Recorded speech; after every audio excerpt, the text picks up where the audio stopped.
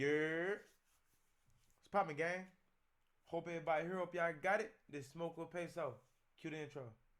Walk up on them with that boom and let them have it. Come here, nigga. These niggas pussy, I'm a demon.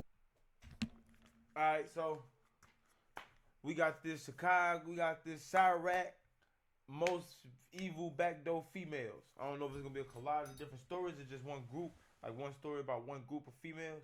You know what I'm saying? But y'all know we don't like to waste too much time. We moving a little quick today. I guess we not even a minute over. But remember to like, share, subscribe, comment, ring that bell so you get all post notifications. And yeah, man, let's get it. Dive right into this thing. Sometimes the people we trust the most are the ones we should fear. In a city like Chicago, you can't trust anyone. Just because a girl has a pretty face doesn't mean there's not a demon living within her. In today's video, we'll be...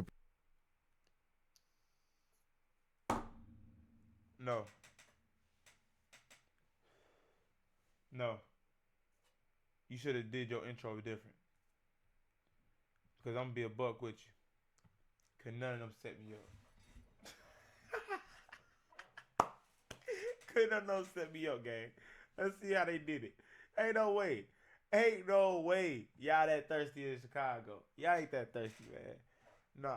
Breaking down 3 wild stories of women that betrayed the trust of the men in their lives and set them up to be killed. But before we get into the video, please be sure to like. Our first story covers a woman named Eupora Jackson. Eupora was from Chicago, Illinois, more specifically the Englewood neighborhood. She was a shady character and would steal from people. One day, she stole from the wrong person. Eupora stole a gun from a man, and once the man found out, he wanted repayment. Eupora would eventually come up with an evil plan to pay off her debt. While living a double life, Eupora was dating a man named Eric Hamilton. She knew that Eric kept a decent amount of marijuana in his apartment, and she knew it was enough to repay her debt. She contacted the man she owed money to, and they came up with a plan. On July 26, 2019, Eupora and Eric returned to his apartment around 4 a.m. after attending a party with friends. Once they got inside the apartment, Eupora opened up a window and texted the man she owed money the address and instructions on how to find the marijuana in the back room. When the man entered the apartment, he confronted Eric in the bedroom and shot him multiple times, including in the forehead. Eupora heard Eric still making noises after he had been shot, so she grabbed a pillow and covered his face with it. She then stole the marijuana with her accomplice and fled the scene. At some point after the murder, she posted to her Facebook account that she was selling a 9mm handgun. The weapon that killed Eric was a 9mm handgun. Her behavior led police to suspect her, and she was eventually arrested. Eupora confessed everything to the police, and she was charged with first-degree murder. She was ultimately sentenced to 25 years in prison. A debt from an unnecessary situation that a woman brought upon herself was enough for her to arrange the cold-blooded murder of her boyfriend.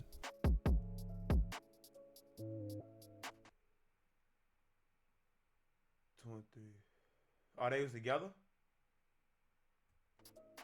They were preteens who shared a friendship into adulthood. Tonight, one of them is accused of brutally murdering the other in Naperville, then dumping his body in Chicago. CBS 2's Chelsea Irving walks us through the investigation. A boy and a girl in middle school, forming a friendship that would last more than a decade. But prosecutors say that girl, now 21 years old. Why does she look familiar? I think her picture, her mugshot went like viral or something. I ain't gonna lie. Year-old Cassandra Green of Rockford would grow up to kill her friend. Our next story involves an evil mother That was it? that convinced her son's girlfriend to backdoor her childhood friend.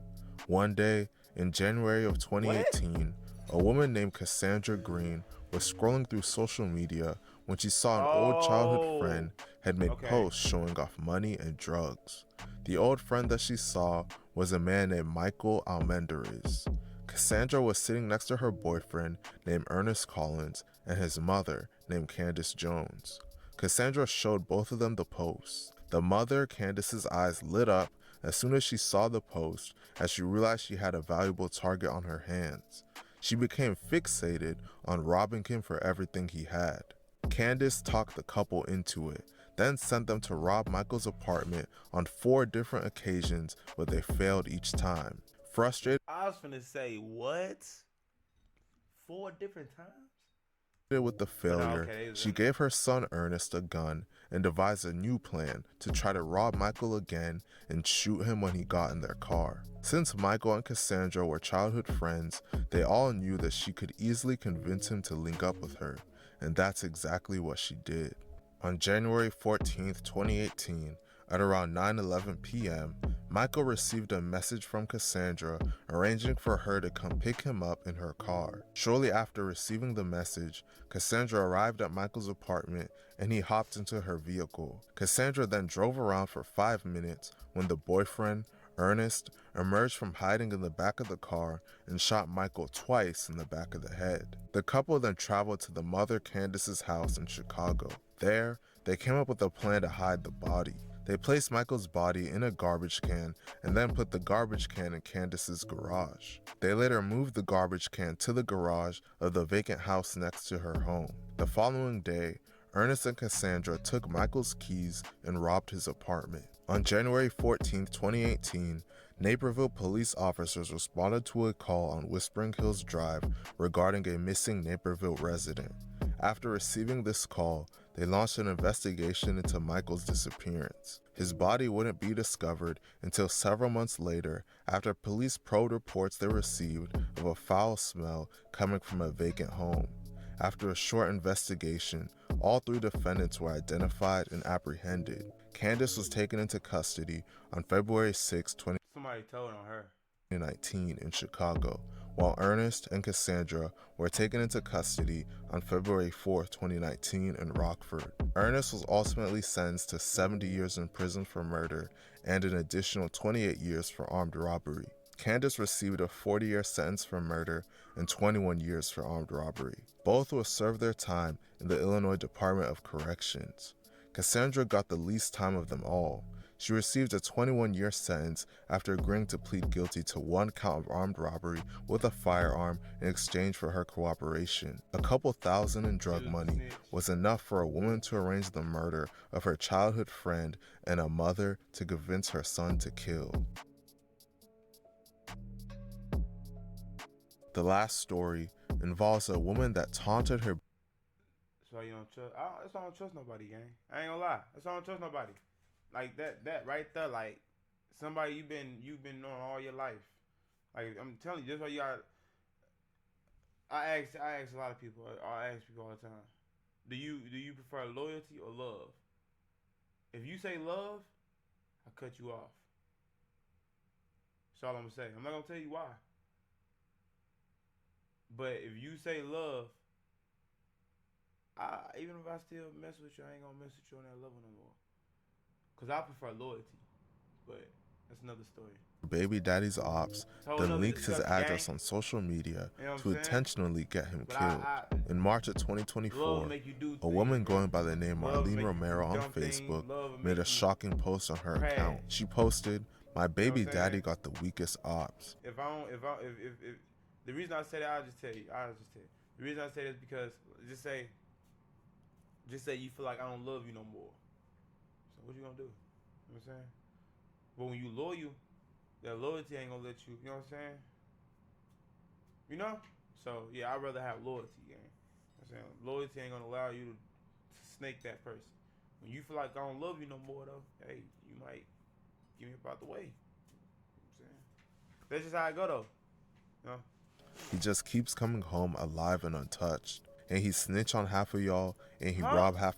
Wait. Just keeps coming her account. She posted, "My baby daddy got the weakest ops. He just keeps coming home alive and untouched. And he snitch on half of y'all, and he rob half of y'all. Anyways, he is not located in 4250 North Kimball. I repeat, he is not." Oh, why she do that? Marlene clearly had bad blood with her baby father, a man named Bernardo Romero. It's rumored that she stabbed him in the past, leading to an arrest. Shortly after Marlene leaked his location, Bernardo's ops would come after him. On March 17, 2024, Bernardo was on his front porch when two masked men on foot confronted him and pulled out their guns. They shot him 5 times in the chest. The shooters then fled the scene on foot and drove away in a white SUV. At the time of making this video, no arrests have been made, and the police have not officially linked Marlene's Facebook post to the murder. She cold-blooded. Gang. She's so cold-blooded. And I bet you she went to the funeral and cried and put on a show. I bet you any money. Oh, she cold-blooded. That post ain't probably not even up no more. I bet if you go to her page right now, I bet that post is gone. She cold-blooded, gang. Woo. Chicago is truly a grimy city. It seems like backdoor activity is at an all-time high. RIP to Eric Hamilton, Michael Almendarez. I'm just saying, when did backdooring your people and all of that become cool? You know what I'm saying? Like, when did that become you know what I'm saying? When did it become a trend, gang? Like, I mean, yeah, it's always been a thing, but like he said, it's like an all-time high. Like, everybody backdooring, everybody scheming, everybody. Like, ain't no loyalty. Ain't no loyalty out here, gang. None.